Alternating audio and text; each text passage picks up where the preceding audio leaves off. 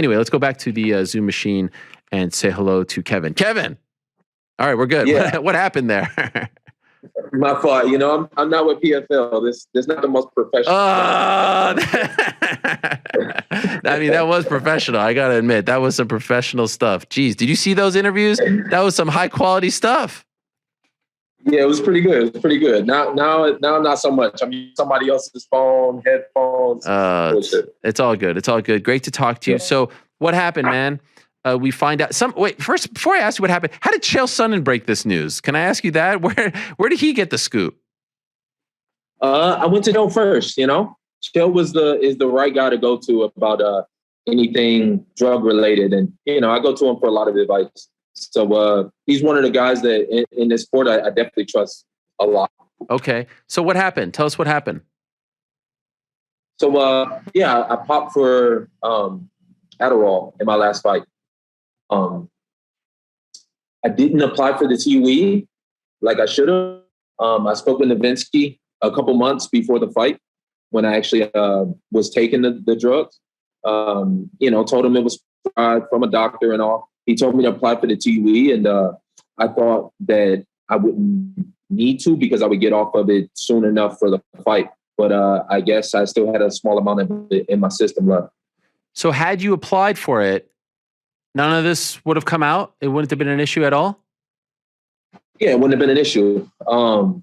But, you know, I got a little arrogant in it. You know, I thought that I would be fine without it and that it just would get out of my system like much faster. But I think with not cutting as much weight and it was just some, I should have applied for the TUE. That I still kind of kick myself in the ass over it because it's a legit prescription. It's a legit diagnosis. And I think I just went about it in an unprofessional way to get that done. So I'm no expert when it comes to Adderall. Doesn't seem to me like a performance enhancer. Why is it banned based on what you've learned? I mean, it's not a performance enhancer. At least from what I can tell from it, you know, from using it, it definitely works. You know, it enhances life for sure. And it helped me to solve a lot of issues that I've been dealing with for a very, very long time. So it definitely helps you in life, but I don't necessarily know if it ever helped make me bigger, faster, stronger, or even focus more during the fight. And I think that's one of the things you can even see during this fight is I kind of lost that focus in the second round. And I wish I could have been on it, you know? I probably should have just smoked weed or something. Then it would have probably been a whole lot better. How long have you been using it for? It's been about a year, since June of 2020. I first got diagnosed in 2018, and I just kind of did the same that I had been doing for all them years up until after the second knee surgery.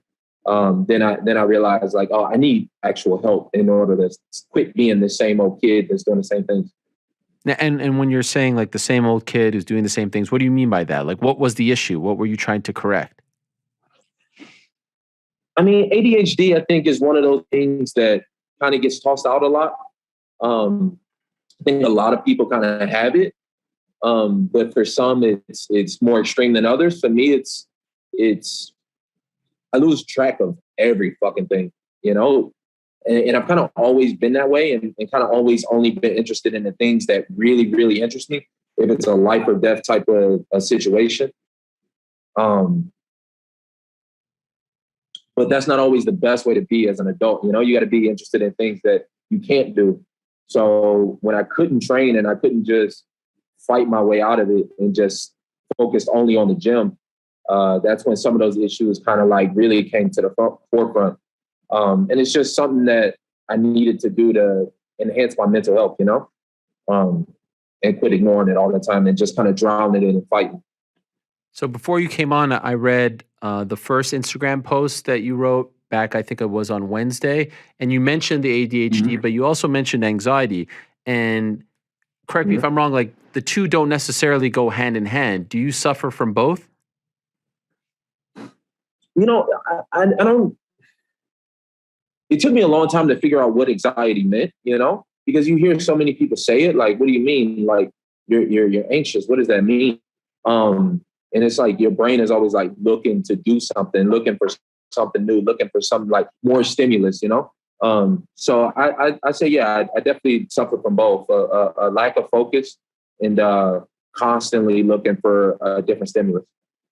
Your screen froze on us here, but I can still hear you just fine. It's just Did we get cut off? Are you frozen? no, you're frozen, but I can hear you perfectly. I just don't know why the screen Well, froze. shit. So Mexico.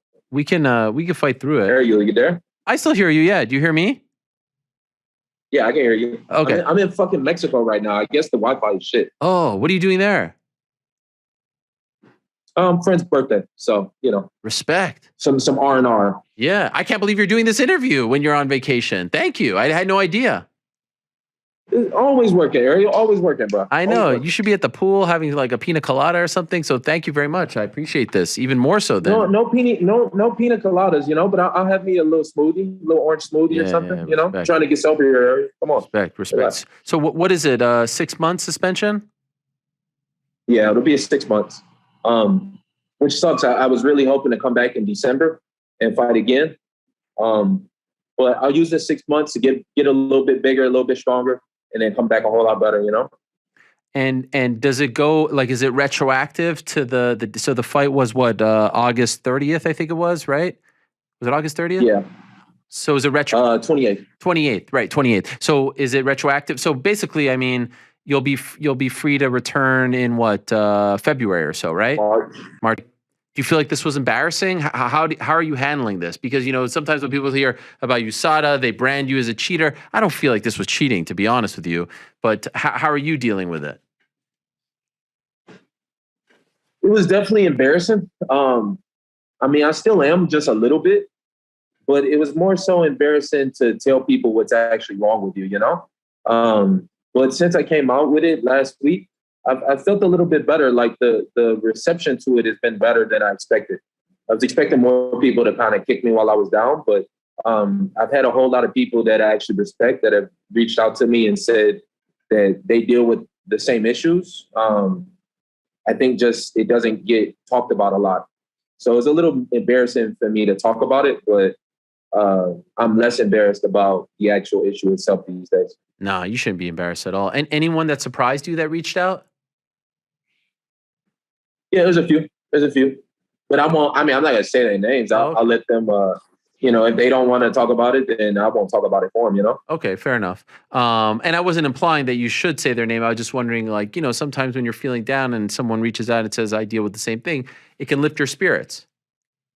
Yeah, that definitely happened. I mean, and it happened multiple times. You know, from people that I really respect. So that definitely made me feel a lot better about it, and it makes it a little easier to be open with people, you know? Now, you also posted a video of you pouring out the bottle into your sink. What are you trying to say? Like, will you now never take Adderall ever again? It can help you, though. You just have to apply for the TUE. It could, but honestly, I don't think dependency on anything is good.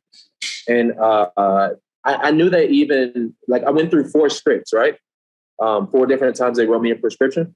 And about halfway through the second one, I kind of knew that I was going to eventually get off of it. And when I went back to get the new script, I told the doctor that, and he said, he was like, yeah, you can, but it's like taking my reading glasses off. Like I can read better with them on. But I didn't agree with him. You know, I think it's something that can definitely be healed. And it's not something that I need to, it's not like reading glasses, you know, like I think I can get better with this kind of stuff and eventually get to the point where I don't need them. So I don't feel like I need them anymore. I think I think I've learned enough lessons from taking them and the shit works, but I've learned enough lessons that I don't need it. Did you feel like you were getting addicted to them? Yeah. There's a part of that. You know, I've got an addictive personality anyway. But once I realized, like, oh, this shit actually works, that can get dangerous. How many were you taking a day? 2 a day. That was the most. Sometimes I'll skip days, and sometimes I never really stick to what doctors tell me to do. So, what else are you addicted to? Fighting for sure. which I need to revive that addiction. I'm addicted to training and fighting. I was addicted to alcohol too for a little while. I think for a long while. I'm not even gonna say a little while. I ain't gonna downplay it. Like, you know, I would train all day and then get drunk at night. That's something that I need to curb a lot too, which I feel better now that I have.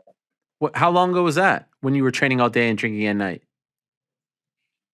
Shit, this is fucking forever, probably. Probably like I think it really started maybe 3 years ago. It started 3 years ago. Yeah. When did it end? 2 months. Oh my 3 God. months. 2 months ago? Before this last fight. So in the prime, as of now, there's still much more to come. But like, you're fighting Tony Ferguson, you're fighting big fights, you're training all day and getting drunk at night. Wow. Pretty much. I mean, I think a lot of fighters do that. I ain't gonna lie to you. Really? In the midst of a training camp, like at the height of it all? No, not in training camp. You know, I've always been disciplined during training camp. You know, for the 6 weeks or sometimes 4 weeks or whatever it is. I know how to, like. I'm just a disciplined person, I feel like. So I know when to stop. It's the problem came like when there is no fight coming up, and it's just like, okay, I'm just around. Like, all right, I don't really have to train that hard tomorrow, so why not? That's the part that I really want to cut off and cut back on, you know? How have you done that? I mean, 2 months is somewhat significant, but it's obviously just 2 months. How have you been able to stop doing Not be drunk all the time? Yeah. Cold turkey, baby. Cold turkey. Damn. And you're in Mexico right now for a friend's birthday, you're not drinking? No. A little bit of wine here and there, but no. Man, that's not cold turkey, though. You know? A little bit of wine is not cold turkey. True. I think the issue is getting drunk. It's not so much like the alcohol; it's like the getting drunk and kind of like escaping. You know, escapism is the problem. It's not necessarily like the alcohol necessarily. It's the getting drunk part. So, yeah, no more getting drunk. I wish I can go the rest. I'm gonna try and go the rest of my life without ever being drunk again. Wow. Not to say I won't drink, you know. Yeah. I think that's a dumb, you know, like, oh, I'm just never going to drink again. Like, I'm not going to say that, but I would like to go forever without being drunk, if that makes sense to you. Yeah, for sure. You said this kind of started around 3 years ago. I can't help but note the timeline. Does it coincide at all with the passing of your coach, Robert Follis? No, not so much. No. Okay. I think if anything, it came more on with more attention and the bigger I got in the sport and kind of getting everything that you dreamed of at being young. That probably intensified it more than anything. Do you worry that at some point when you're older, 50, 60, and your fighting days are done, you'll look back on this time and say, man, I shouldn't have been drinking. I should have been treating myself like a professional athlete, treating my body with respect when I was, fighting these big fights. Yeah, I mean, I worry about that now. You know, after every fight, and I've taken a few L's in the past couple of years. I look back and like, damn, what could I have done different? And before, I have had the tendency, I think, like a lot of people, to kind of put it on somebody else or say it was somebody else that made me do it. But it's more time to sit back and really look at my actual actions, you know, and realize nobody else is going to fight these fights for me. It's just me. So that's why I want to not be dependent on anything, you know, not have anything to help you, not have the alcohol, not have the pills, not have nothing, you know, because eventually I got to fight these fights. I don't think about it when I'm 50 and 60. Am I going to look back on it? Like, I look back on it now. The shit keeps me up at night, losing to Tony Ferguson and losing to Oliveira. Those were both very winnable fights for me. So that shit bothers me now. It don't bother me at 60. What about the recent fight against Daniel Rodriguez? In your opinion, why did that not go your way? Yeah, that one definitely bothers me. I think I came back a little too fast off of these surgeries. When there still was other issues, and I just kind of like, all right, fuck it, I just need to fight again and just drown it again and fight. Yeah, that one definitely bothered me. I lost to a bum in the last fight. Losing to Tony and losing to Oliveira is one thing, but this last one I lost to a bum, and that's never happened before. So, yeah, that won't be the hardest. No respect for him after going toe to toe with him?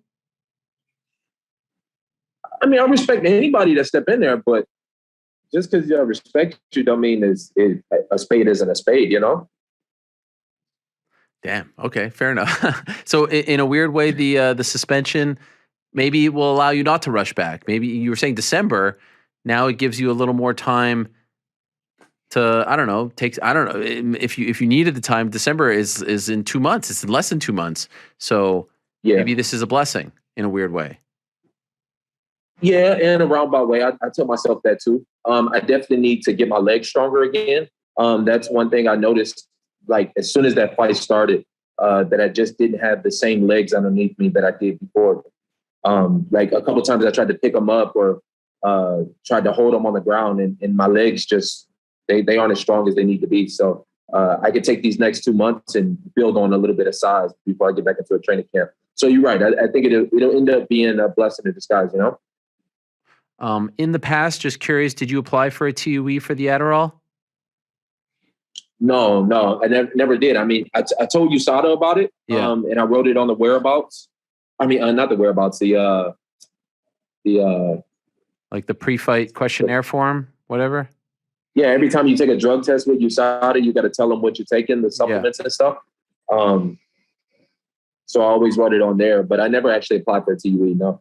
And that's simply out of ego? Like there was no because you're allowed to up to a certain amount, right? No, it's because I fucking need Adderall, Ariel. Like I don't remember to do basic like all I want to do all day is fight and then, do some other shit. Like I don't do basic shit. I don't pay bills. I don't, I'm like a little kid, bro. I don't take care of paperwork. So who does that for you? Who pays the bills for you? Who takes care of that? Your boss? Oh, I can't cuss, huh? That's probably you can cuss. You can do whatever you want. Did we lose him? Damn, that was like a climax to the interview. Let's see if he picks up. Oh, it's actually busy. See, you guys were telling me the truth. Not that I don't believe you, by the way. I do believe you guys. Oh, it's ringing now. Oh, you see that? That's international calling. Kevin. Yeah, Kevin, I'm here with you.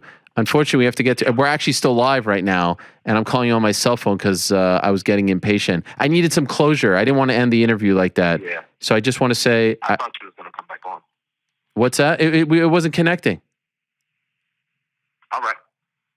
What you want to say? I just wanted to wish you the best, and I appreciate you being so honest with us. Oh, appreciate it, Ariel. Appreciate it, Yeah, like I said, these things I think not a lot of people talk about. So it's a little embarrassing to talk about them sometimes, but me, I don't give a fuck. Don't be embarrassed. Like most people.